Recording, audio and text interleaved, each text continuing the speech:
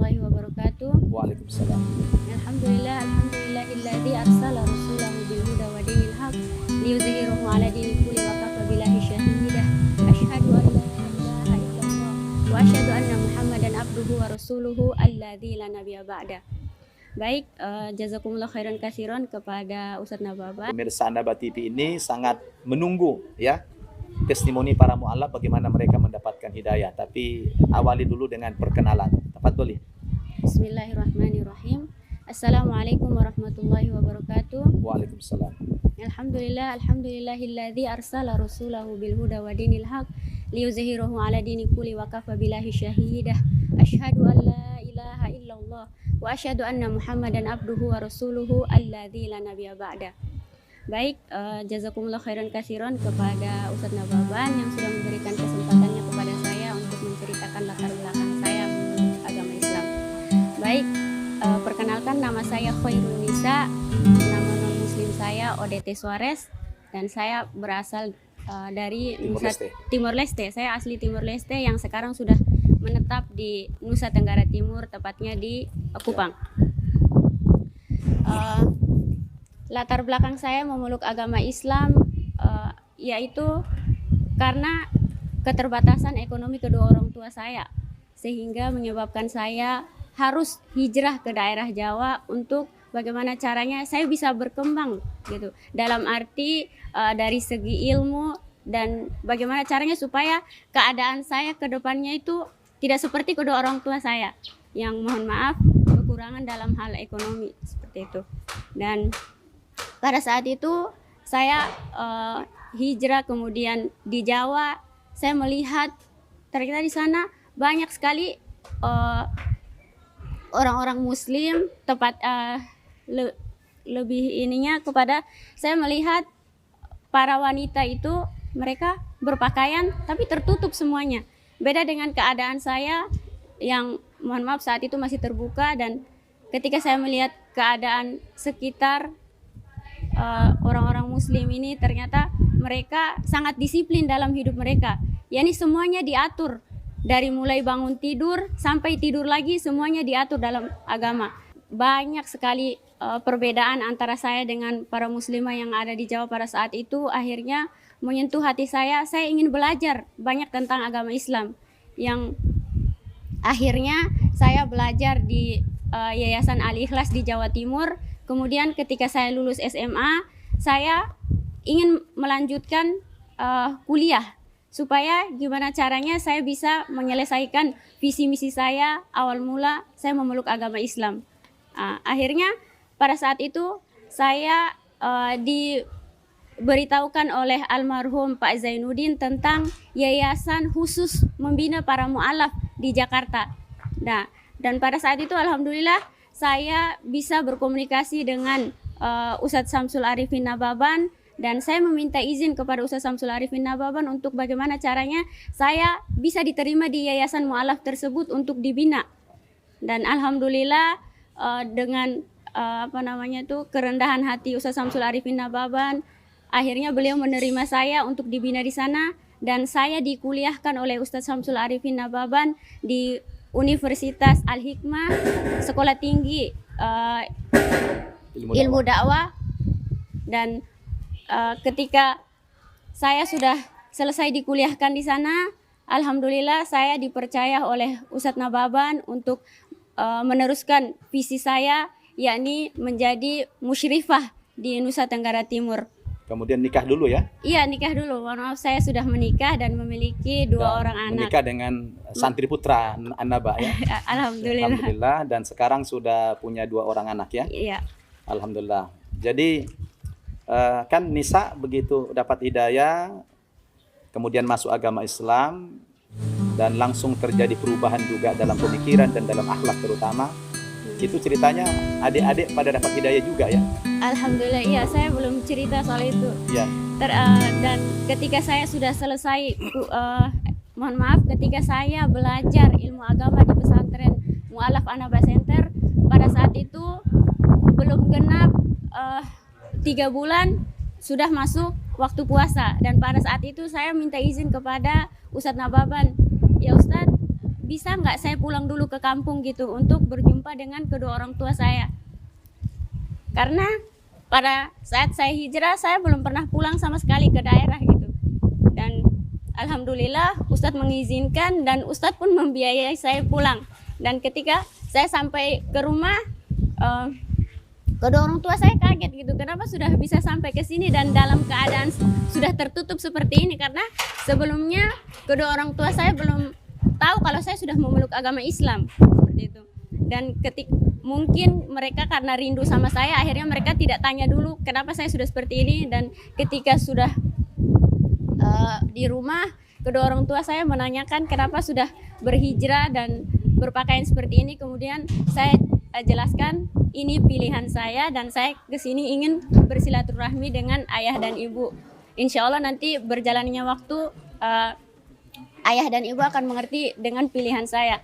Dan ketika di rumah saya mencoba mempraktekkan ajaran Islam, yaitu tentang hal birrul walidain, bagaimana caranya kita berbakti kepada kedua orang tua, menghormati orang tua. Akhirnya di situ mereka mengerti pelan-pelan. Mereka tidak interogasi saya lagi kenapa saya memilih agama Islam dan berpakaian seperti ini.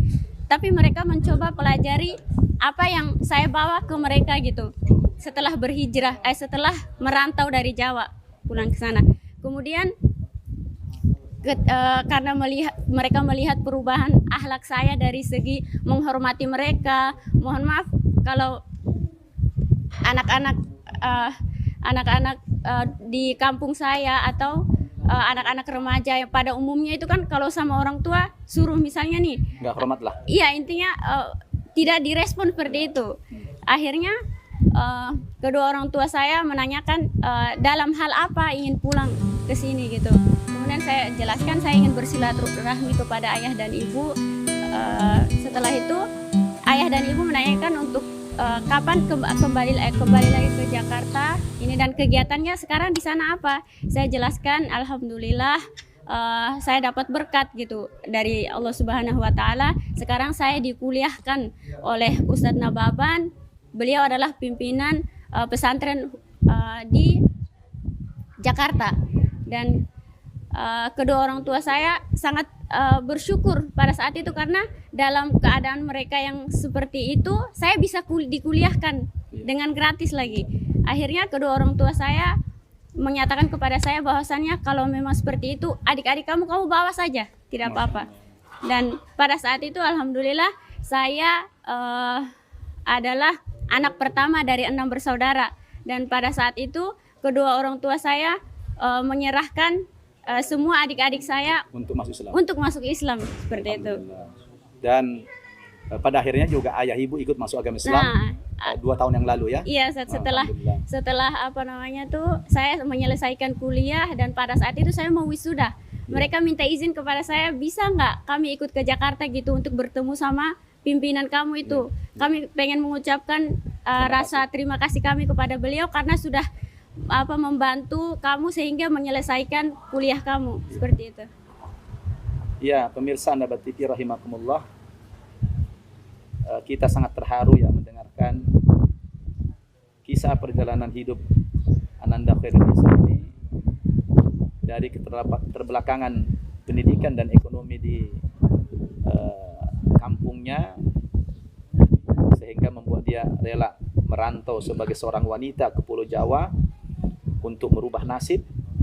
Dan setelah sampai di Pulau Jawa malah Allah berikan hidayah kepada Ananda ini. Sampai suatu hari Allah pertemukan saya dengan Ananda ini. Saya merasa bahagia. Saya lihat Khairunisa ini adalah sosok wanita mu'allaf yang bersungguh-sungguh, yang punya visi dan misi. Akhirnya kita kuliahkan dia di Al-Hikmah di Jakarta. Dan tepat waktu 4 tahun dia kuliah. Setelah dia kuliah S1 itu tamat, kemudian saya percayakan dia untuk memimpin cabang kita di Provinsi Nusa Tenggara Timur. Yang tadi sudah diceritakan, sebelumnya dia sudah mengajak semua adik-adiknya masuk Islam dan sudah mondok di pesantren An-Naba.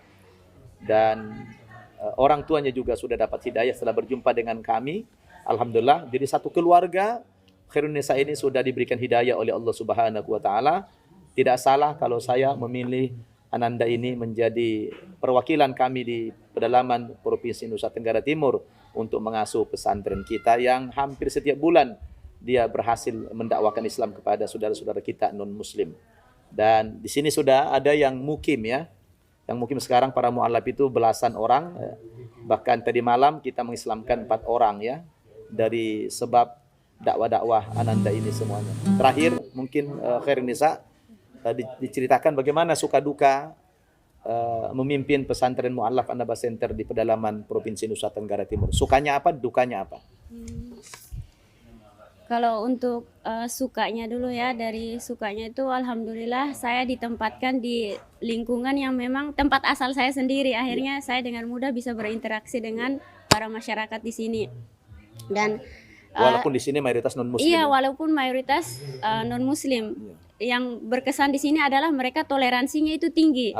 Akhirnya membuat semangat saya untuk survive lah. Iya, dalam berjuang di jalan Allah itu lebih tinggi lagi gitu. Dan kalau sekarang untuk sudah dapat tempat tinggal yang layak juga, alhamdulillah ya. Alhamdulillah. Kalau dukanya apa? Kalau dukanya apa ya? Dukanya dari segi apa ya Ustaz ya? Mungkin lebih banyak sukanya kalau diceritain. Kalau dukanya mungkin dalam hal kita, mohon maaf, memang lingkungannya kan seperti ini, daerahnya juga miskin, jadinya sangat terbatas. Apalagi kalau lagi musim tidak ada air, itu kita harus tunggu 3-4 hari baru ada air. Akhirnya menghambat gitu perjalanan dakwah kita. Jadi kalau kita mau pesan air itu ya harus pakai tangki. Dan itu pun karena keterbatasan air harus nunggu 2-3 hari baru ada. Nah, mungkin dukanya hanya itu aja Ustaz, kurang lebih. Pemirsa An-Naba TV rahimakumullah, luar biasa testimoni Ananda Khairun Nisa ini yang sangat mengharukan kita semua. Banyak yang mau kita gali sebetulnya, tapi waktu yang membatasi kita. Mudah-mudahan sedikit testimoni ini bisa menambah keteguhan iman Islam kita, dan hendaknya kita ikut berjuang seperti Ananda ini hampir setiap bulan mengislamkan orang. Dia bersama suaminya, dan alhamdulillah ini kita berikan fasilitas rumah yang bagus. Boleh dilihatkan rumahnya yang bagus ya. Ini sebagai tempat tinggal mereka di sini. Alhamdulillah bukan sekedar layak, tapi ini sangat bagus sekali ya tempat tinggal mereka ini. Nah, ini kebetulan ada tamu-tamu di dalam, boleh dilihatkan tamu-tamu kita di dalam itu ya. Ini sedang ada kunjungan tamu dari Saudi Arabia. Ini ruangan dalamnya ya. Ya, jadi begitulah cerita dari Khairun Nisa dengan segala macam suka dukanya tadi, tapi dia bercerita lebih banyak sukanya.